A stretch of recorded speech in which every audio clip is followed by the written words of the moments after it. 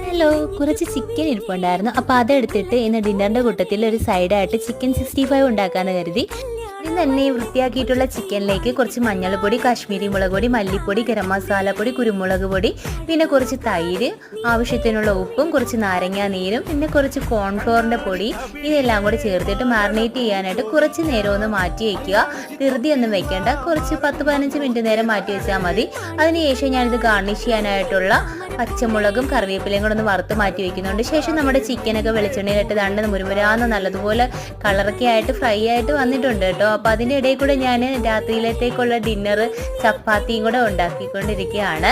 അപ്പോൾ ലാസ്റ്റ് നമ്മളിതാ നേരത്തെ ഫ്രൈ ചെയ്ത് വെച്ചിരുന്ന പച്ചമുളകും കറിവേപ്പിലയും കൂടെ ഗാർണിഷ് ചെയ്ത് ചിക്കനിലേക്ക് ഇട്ട് കൊടുത്തിട്ടുണ്ട്. അങ്ങനെ നമ്മുടെ അടിപൊളിയായിട്ടുള്ള ചിക്കൻ 65 റെഡി ആയിട്ടുണ്ട്. അപ്പോൾ ചപ്പാത്തിയും റെഡി ആയിട്ടുണ്ട്. പിന്നെ ഉച്ചയ്ക്കത്തെ കൊഞ്ച് തീയലും ഉണ്ടായിരുന്നു. അപ്പോൾ ഇതെല്ലാം കൂടെ കൂട്ടി കഴിക്കാൻ നല്ല ടേസ്റ്റിയാണ്. അപ്പോൾ വീഡിയോ ഇഷ്ടപ്പെടുകയാണെങ്കിൽ കൂട്ടാക്കാൻ മറക്കണ്ട.